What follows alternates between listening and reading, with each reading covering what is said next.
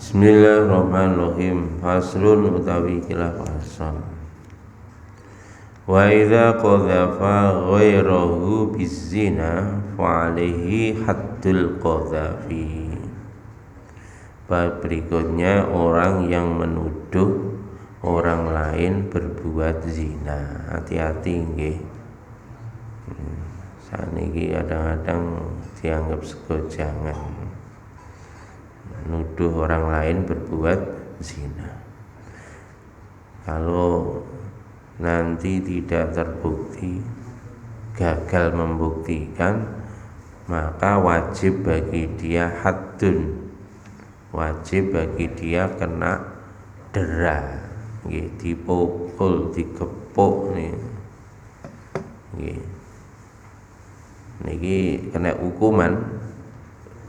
Pokoknya nak nuduh wong liya berbuat zina, tuduhannya tidak terbukti atau dia gagal membuktikannya, maka bagi dia wajib kena hukuman. Hukumannya apa nanti? Bisa maniyati syara'ita, syaratnya 8. Salah satu minha fil qadhifi, 3 syarat bagi yang menuduh. Yang menuduh syaratnya 3. Wa huwa ayyakuna balighon, sing nuduh kudu wong sing baligh. Nggih, niki pun dijelasno. Nah, urung baligh nuduh wong liya berbuat zina niku ya ora kena hukuman karena dia belum baligh. Yang kedua, aqilan, kudu duweni akal. Wong gendeng nuduh tuduhannya enggak berlaku. Makanya ini syarat, 2 syarat ini. Kemudian dalil-dalil yang terkait dengannya niki at-tahamahu wa ramahu bihi kana qala ya zani ya zaniya au nafa nasabuhu min abihi al-ma'ruf. Jadi yang dimaksud menuduh berbuat zina ini contohnya nyeluk wong, wong tukang zina. Niki contoh. Wong lanang sing tukang zina, wong wedok sing tukang zina, ngoten. Niki seperti itu saja, Pak. Makanya hati-hati nggih. Ucapan atau menafikan nasab dari ayahnya, wingi pun semuanya. Niki ngoten, jadi menegasikan nasab. Maka itu sama dengan menuduh berbuat zina. Makanya hati-hati ini.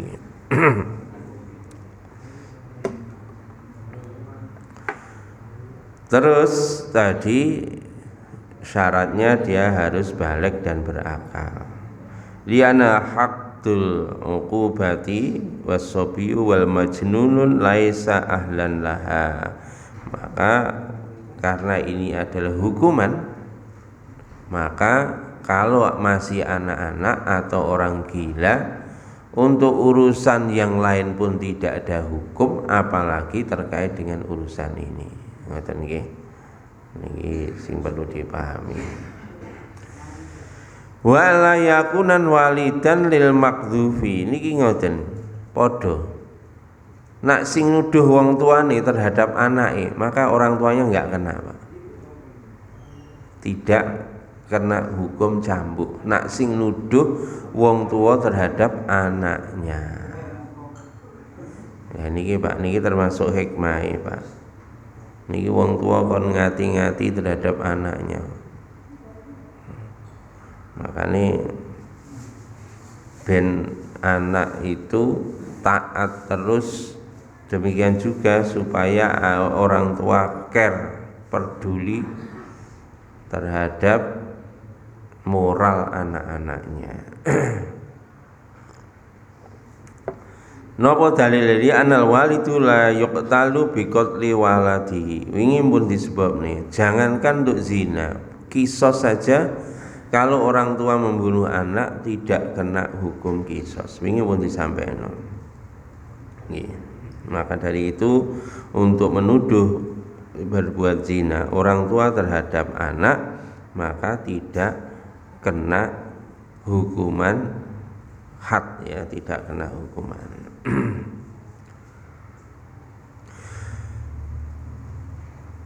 Wa mislul walidi jami al usuli, niki juga begitu, walaupun yang tertulis di sini adalah ayah terhadap anak, tapi semua nasab ke atas ayahnya atau ibunya menuduh berbuat zina terhadap anaknya maka tidak kena hukuman.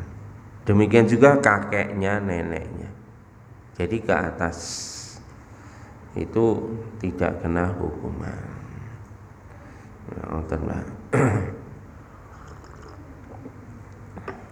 Niki 3 syarat bagi penuduh. Berikutnya wa khamsatun fil maqdhufi, 5 syarat bagi yang dituduh. Yang pertama wa huwa ayyakuna musliman, yang dituduh itu orang Islam. Niki Pak, niki kena. Nah, yang dituduh orang Islam. Kalau yang dituduh orang kafir, dia nggak kena Pak, walaupun meleset Pak. Niki dia nggak kena hukum had. Liqouli ta'ala, karena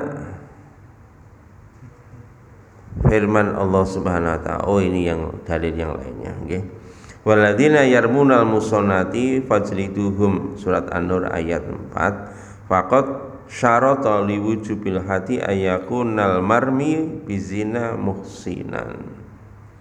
Wa hadhihi syurutul ihsan. Yang kedua, niki Pak, 5 syarat bagi yang tertuduh. 1, dia yang dituduh harus orang Islam. Yang kedua, yang dituduh adalah sudah balik. Yang ketiga, yang dituduh berakal. Yang keempat, yang dituduh adalah orang merdeka, bukan budak. Kemudian yang kelima, niki afifan. Jadi yang kelima, dia itu adalah apa namanya?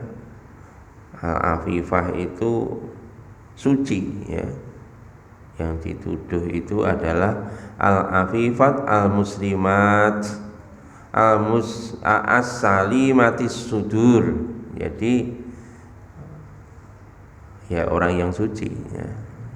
Jadi al-afifah. Jadi syaratnya memang yang tertuduh itu tadi adalah orang yang ya secara zahir orang itu tidak pernah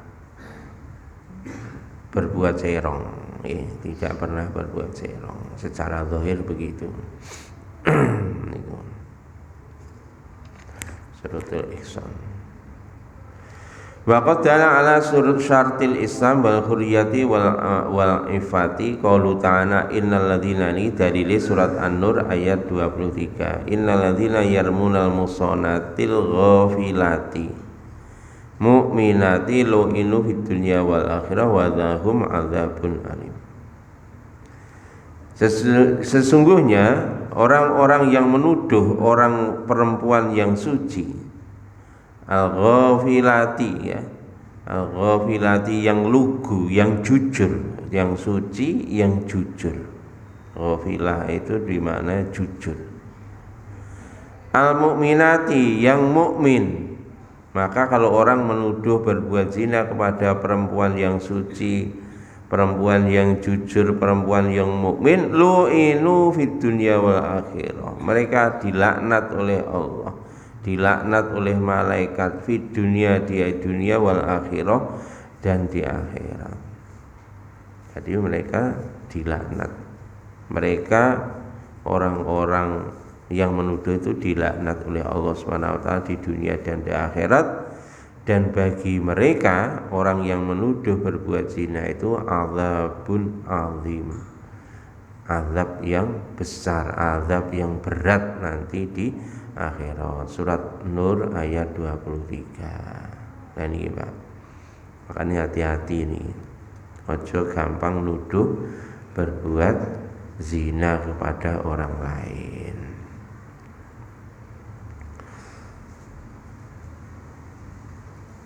Waruwiya Daruqutni, diriwayatkan Imam Daruqutni an Ibnu Umar radhiyallahu anhu qala Rasulullah sallallahu alaihi wasallam man asyraka billahi falaisa bimuhsanin. Barang siapa yang menyekutukan Allah, kata Nabi, maka dia tidak termasuk muhsan, ya, orang yang suci, tidak termasuk orang yang tadi orang yang baik. Makanya syarat ihsannya gugur kalau dia menyekutukan Allah, ya. Kalau menuduh orang berbuat zina, kok dia senengannya dengan kemusyrikan walaupun orang Islam, ya, itu dia yang nuduh tadi tidak kena hukuman had. Kenapa? Karena syarat ihsannya tercabut gara-gara dia menyekutukan, yang tertuduh tadi orangnya menyekutukan Allah. Okay. Mboten kena, yang nuduh nggak kena, walaupun salah. Niku mboten senengane mara ning dukun contone, ya, dukun atik gawa apa menyan go sembarang ngoten niku, dia berbuat kemusyrikan. Nah kalau seperti itu, maka nanti kalau dituduh berbuat zina, penuduhnya dia tidak kena had karena dia terkeluar dari syarat ihsan, dari syarat kesucian.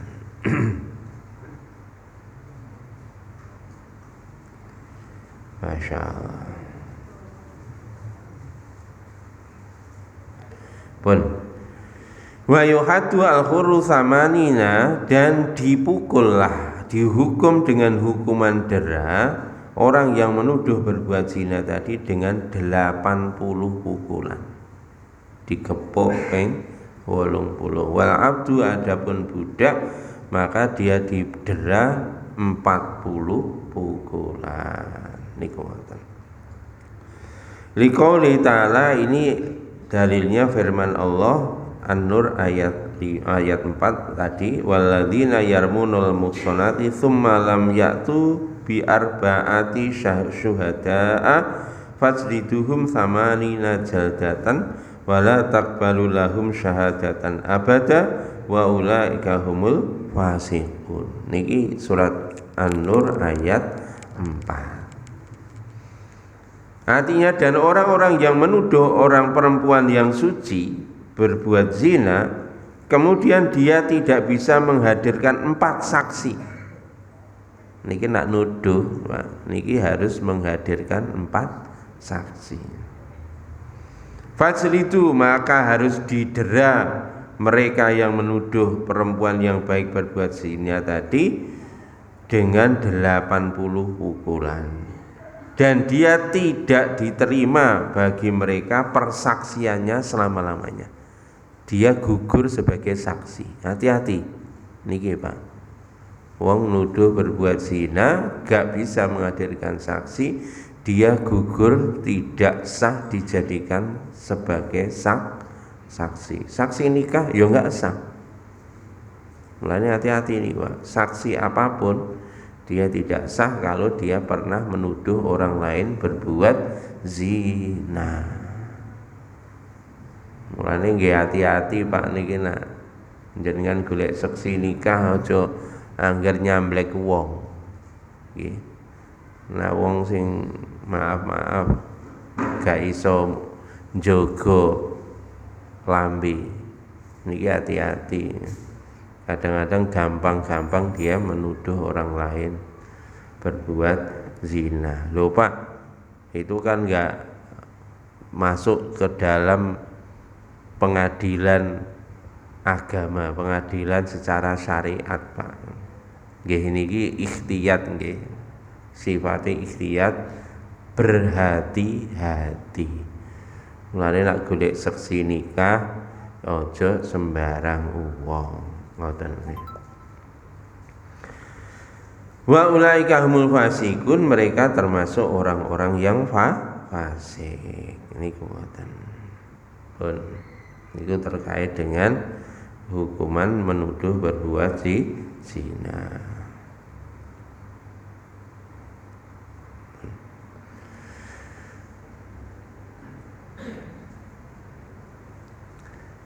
Wa yaskutu haddul qadhafi bi salasati asya. Niki Pak. Niki 3 perkara yang menyebabkan hukuman dera tadi gugur. Walaupun terbukti, Pak. Niki apa namanya? Terbukti upamane ngoten. Tapi nanti bisa gugur, Pak. Atau tidak terbukti, otomatis gugur. Ya. Nah, terbukti kok sik gugur pripun? Lah niki. Yang pertama, 3 perkara yang menyebabkan orang yang harusnya kena had dipukul 80 kali tapi gugur, tidak jadi dihukum jika ada 3 syarat. Yang pertama, iqamatul bayyinati. Niki, Pak. Yang pertama adalah tidak bisa menghadirkan saksi. Tadi syaratnya ada 4 orang saksi. Ternyata dia kadung nuduh tidak bisa menghadirkan 4 orang saksi. Nah ini gimana? Mulane hati-hati nih, nuduh wong nggak ada saksi. Nah, niki gugur, berarti tuduhannya tidak terbukti. Kalau tidak terbukti, otomatis ini soalnya konsekuensinya berat, Pak. Kalau nuduh terbukti, soalnya nanti yang dituduh harus dihukum. Kalau muhson kemarin, kalau sudah pernah nikah, dia harus dirajam sampai mati. Kalau enggak, masih perawan atau belum pernah berhubungan, walaupun sudah nikah, maka itu harus didera 100 kali, dibuang 1 tahun. Nah, kalau konsekuensinya berat seperti itu kepada yang dituduh. Kalau seperti itu, kalau tuduhannya terbukti menghadirkan 4 orang saksi, maka dia tidak kena dera 80 kali. Tetapi kalau gagal menghadirkan saksi, otomatis yang dituduh juga tidak kena hukuman, penuduhnya karena dia tidak iqamatul bayyinati, ya, karena tidak terbukti, otomatis dia kena hukuman. Ya, karena dia tidak terbukti. Tapi kalau terbukti, berarti yang dituduh dia harus dirajam atau didera 100 kali. Penuduhnya bebas karena terbukti. Tapi kalau tidak terbukti, maka yang 4 orang saksi dihadirkan, terbukti, otomatis yang dituduh kena hukuman, dia bebas. Kalau tidak terbukti, dia harus dipukul 80 kali. Dan ini konsekuensinya berat. Jadi dia akan gugur mendapatkan had ini tadi kalau buktinya terbukti. Buktinya terbukti, maka dia gugur, tidak kena hukuman dera 80 kali kalau buktinya terbukti. 4 orang saksi bisa membuktikan. Coba konsekuensinya yang dituduh kena hukuman. Yang kedua niki Pak, dia tidak kena had au aful makdhufi, atau dia dimaafkan. Ya, tidak terbukti.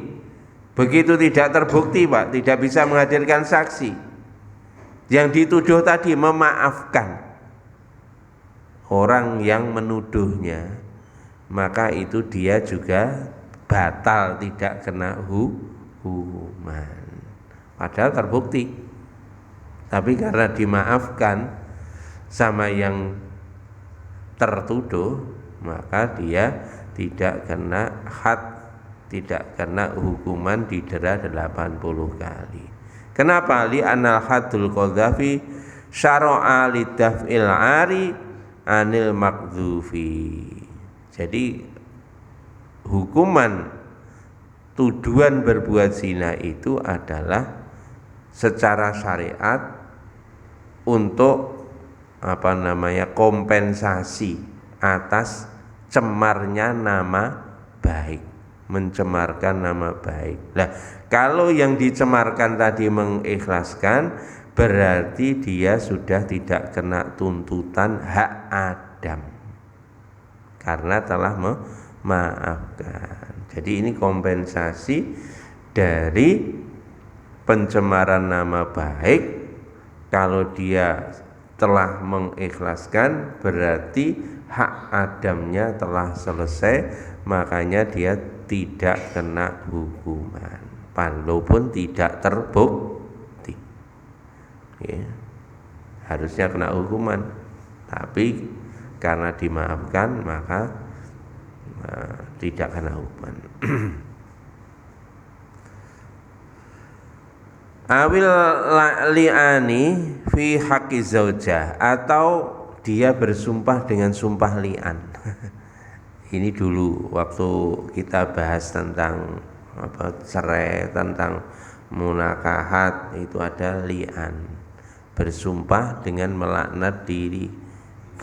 Aku gak ngono kuwi, gak seperti yang kamu tuduhkan.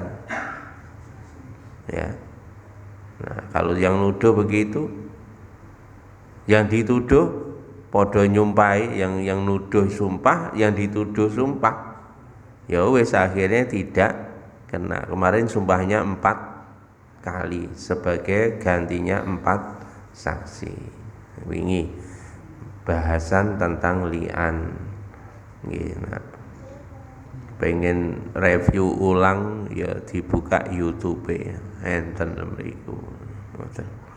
Makanya ini 3 hal yang bisa menggugurkan had atau hukuman menuduh orang lain berbuat zina. Pun orang luwih ngoten. Niki enten sitakok ini. Monggo Pak Hadi, muga-muga nggih kali Pak Solikun. Nggih. Nggih. Ini kan masalah lambe. Nggih. Dia menuduh tapi nggak ada saksi 4. Berarti yang menuduh dapat ganjaran 80 kali ya. Tapi terbukti Pak. Ya hamil. Ya, terbukti hamil. Padahal tidak ada saksi kan.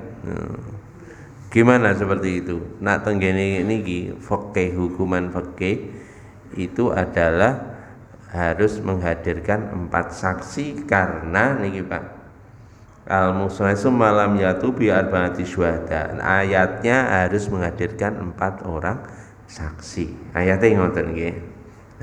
Ayatnya ngoten. Seperti kemarin kasusnya li'an kemarin itu kan ada yang sampai hamil. Akhirnya karena yang hamil sendiri dia sumpah dengan sumpah li'an, tetap akhirnya tidak dihukum. Karena dia bersumpah, aku gak, padahal kenyataannya yo. Akhirnya Nabi sampaikan, kalau nanti dia lahirnya cirinya seperti ini, maka dia memang bohong gitu. Itu kan berarti kan ada suaminya Pak. Iya, iya. Ini kan Enggak, ini dinisbatkan ke situ, oh iya. dinisbatkan ke situ, maka ya wis nanti hukumannya di akhirat. Hukumannya di walaupun terbukti begitu, ternyata Nabi juga tidak mengeksekusi dia. Dia sudah bersumpah, sudah 4 kali bersumpah siap dilaknat, ya sudah dibiarkan dan nanti hukumannya di akhirat. Itu begitu. Jadi memang kadang hukum itu ya itu Pak. Harus ketentuan hukum harus dilalui, kalau tidak ya dia bebas, ya nanti kompensasinya hukumannya di akhirat. Nah ini tadi Pak, ikomatil bayinah tetap 2 Bapak. 1 tetap ya, ini kita dikiaskan lagi di dalam beberapa kitab fikih, boleh apa namanya makanya kalimatnya ikomatul bayinah, 4 orang saksi atau pengakuan. Kalau saksi tapi dia ngaku.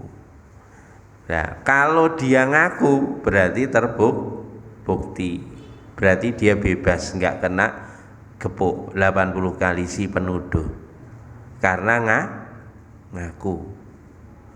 Lho Pak, terbukti melenduk ya gak bisa kalau dia tidak ngaku.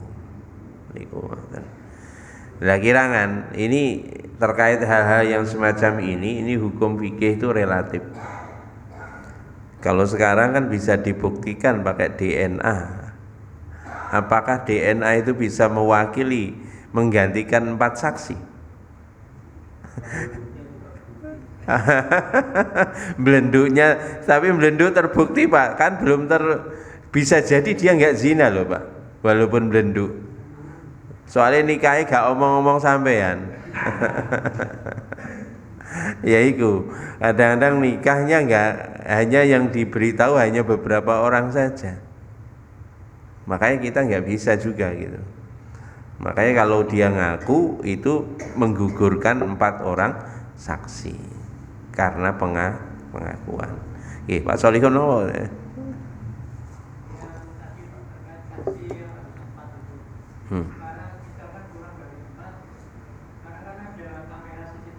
Nggih. Bisa dilihat banyak orang. Nggih, nggih. Nggih, lagi itu hukum fikih modern nanti Pak yang membahas nggih. Yang jelas kalau di dalam kitab klasik tidak ada CCTV 1. Yang kedua, memang Pak, kalau di dalam Quran sendiri arba'at syahadah, bahkan Nabi menyampaikan Pak, harus dengan mata. Syahadah dengan melihat dengan mata telanjang. Cuma gini wau balik meneh kaya perkara engko tanggal 1 ndelok bulan. Ndelok bulan iki diitung apa didelok lah ngoten lho. Lah niki padha ngoten iki. Berarti nek yakin dihitung cukup berarti CCTV ya iku masuk bukti gitu. Tapi nah kudu ndelok berarti ya CCTV tidak masuk dalam bukti gitu. Nggih ngoten. Tapi memang nggih Pak. Itu juga dilema Pak. Dilema. Ketika misalkan CCTV itu bisa dijadikan sebagai alat bukti juga bahaya Pak. Soalnya saiki iso direkayasa. CCTV bisa direkayasa Pak. Apa meneh saiki nek teknologi jenenge AI, artificial intelligence. Masya Allah. Nah, niki teknologi ngoten. Jadi iso digawe ngoten sak swara-swara nih Pak, iso ditiru persis. Gesturnya, suara itu bisa persis Pak. Sulit untuk membedakan. Lah nek wis ngono kuwi bahaya besar. Makanya versi fikih Pak, itu harus pasti menyaksikan dengan mata kepala sendiri. Lah engko nek ora atik ngono, ya wis diserahne karo Gusti Allah, hukuman di akhirat. Itu aja begitu. Nggih.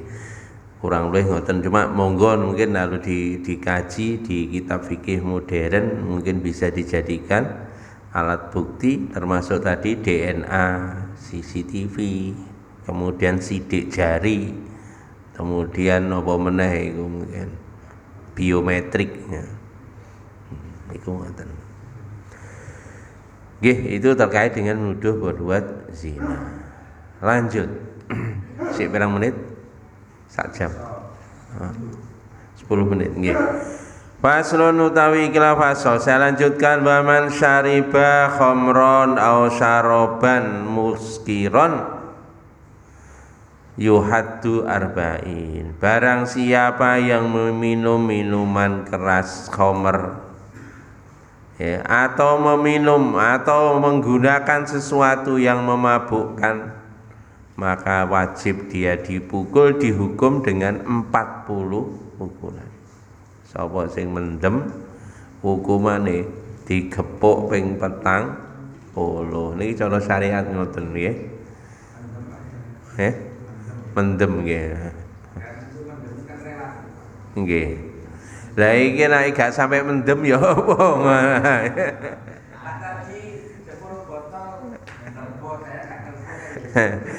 Niki wau kalimati sapa sing ngombe perkara sing mendemi. Nggih, kula baleni. Man syariba khamran, siapa yang minum khamr, ya perkara yang memabukkan atau meminum sesuatu yang menyebabkan hilangnya akal, maka harus didera 40 kali. Masya Allah. Niki dalile masih gak mendem. Napa niki?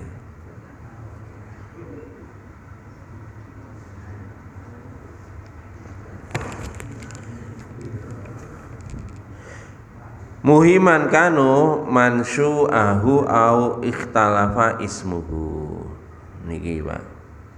Niki wau tidak hanya berupa minuman Pak, semua apa saja yang menyebabkan berubahnya pikiran, maka itu dilarang, dia harus dipukul 40 kali. Faqad su'ila Rasulullah sallallahu alaihi wasallam anil bid'i wa huwa syarabun yasna'u minal asal wal mizri wa huwa syarabun yasna'u minas syair au dzurratin. Faqala sallallahu alaihi wasallam au miskirun huwa au muskirun huwa, qala na'am, qala kullu muskirin haramun. Inna 'ala Allahi azza wa jalla ahdan liman yashrabul muskira au yaskiyahu min tinatil khobali. Qalu ya Rasulullah wa ma tinatul khobal, qala araqu ahlin nar au usaratu ahlin nar. Niki ngoten hadisnya.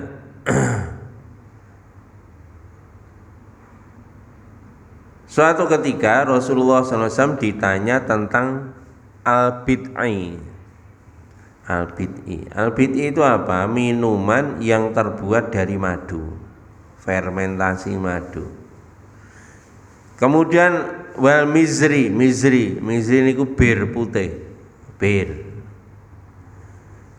Wa huwa mizrin iku adalah minuman yang terbuat dari biji gandum, beras, gandum lan kanca-kancane.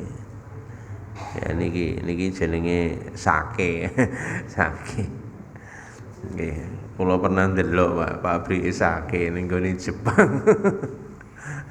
Ayo apa ya? Acara kampus dijak kunjungan ning gone pabrike. Lah iki lak kena dosane aku. Sesing ngoten, paling gak roh lah processing ngoten. Masyaallah. Drum-druman Pak. Masyaallah. Non? Diwehi icipan ya ora wekal ngono. Dikane incip ya gawat iku. Enak. Nggih. Lah Jepang ngoten, drume saka kayu, Pak. Kirangan kok gawe kayu nggih. Mungkin wong-wong sing ahli ro. Nggih. Tonge terbuat dari kayu, kaya anu beduk niku. Nggih. Napa? Luwih keras mungkin. Lho nggih mboten ngerti. Tonge kok kayu. Nabi ditanya tentang dua jenis minuman itu, maka Nabi Shallallahu Alaihi Wasallam bersabda, apakah itu memabukkan? Maka niki sahabat menjawab, betul ya Rasulullah. Maka Nabi bersabda, setiap yang memabukkan haram. Sesungguhnya Allah mengancam kepada orang yang meminum minuman yang memabukkan akan diberi minum besok di akhirat dengan lumpur, ya, tinatul khobbal. Lumpur namanya tinatul khobbal. Mangke dicekoki ning gone akhirat lumpur panas lapindo. Boten. Ah niki lumpur, ya, lumpur tinatul khobbal. Maka kalau sahabat bertanya, ya Rasulullah, apa itu tinatul khobbal, lumpur panas itu ya Rasulullah? Maka Nabi menjawab, itu adalah keringatnya ahli neraka.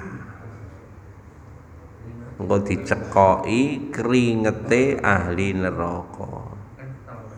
Au usaratu ahli nar, atau bekas luka-lukanya siksa neraka. Cairan luka. Sapa sing kulino ngombe eling-eling ning ngene akhirat mengki sampe dicekoki karo keringete ahli neraka utawa bekas lukane, cairan lukane ahli neraka, nanae ahli neraka. Naudzubillahi min dzalik. Makane niki ya Allah. Waru ya Abu Dawud wa ghairihi an Abi Malik al-Asy'ari radhiyallahu anhu annahu sami'a Rasulullah sallallahu alaihi wasallam yaqulu la yasrabanna nasun min ummatil khamra yusammunaha bi ghairi ismiha. Dari Abu Malik al-Asy'ari radhiyallahu anhu, sesungguhnya dia mendengar Rasulullah sallallahu alaihi wasallam bersabda. Rasulullah sabdanya, sungguh nanti umatku akan minum minuman khamr tapi diberi nama selain namanya khamr. Lho Pak, saniki jenenge gak khamr kok. Macem-macem Pak. Nek apa kuwi jenenge? Bandre apa nek topi miring apa nek ciu macam-macam jenenge iki lho semua macam-macam apa meneh sakniki enten apa iku sing sabu-sabu sing apa nek iku narkoba sing yes naudzubillah jenise macam-macam efeke nggih macam-macam niki semua jenis nabza nggih, narkotika, zat aditif, psikotropika, itu semua kategorinya khamr. Fajtanibuhu, jauhilah oleh kamu sejauh-jauhnya. Sekarang namanya banyak, variannya banyak. Naudzubillah min dzalik. Nek mbiyen mung arak tok Pak, saniki pun yo masyaallah sampai ono nek apa itu apa permen nggih. Ya Allah, ngelem ya iki. Ya niku dulur lanang niku Pak, masyaallah. An Jabir radhiyallahu anhu qala Rasulullah sallallahu alaihi wasallam askara kathiluhu faqaliluhu haramun. Niki Pak, sapa sing apa yang banyaknya memabukkan sedikit pun juga haram. Dawuh Kanjeng Nabi ngoten Pak. Akeh mendemi titik yo haram. Lho Pak, mangan sego akeh lah ya mendem jarene. Yo gak ngono. Akeh sing wajar, Pak. Iku gak akeh, kakean. Mangan sego petang piring ya mendem sampean. Ampun. Wa yablughu bihi samanina, dipukul sampai 40 kali dan boleh ditambahi pukulannya menjadi 80 kali. Niki Pak, nak wong sing mendem niku wau ala wajhi ta'zirin, untuk mengapokkan peminum. Tenggene setengah riwayat Pak, dipukul 40 kali itu kalau pemakai. Kalau pabriknya, distributornya, ya niku Pak, digepuk ping 80 double pindho. Niki bagi pengedar. Makanya hati-hati niki Pak, hukumannya double loro. Oh nggih. Mbun. Ngoten mawon nggih. Niki minggu ngarep dilanjut nih melih. Enten bener saking Gusti Allah, salah saking kula. Kita tutup dengan doa subhanakallahumma bihamdika asyhadu an la ilaha illa anta astaghfiruka wa atubu ilaik. Assalamualaikum warahmatullahi wabarakatuh.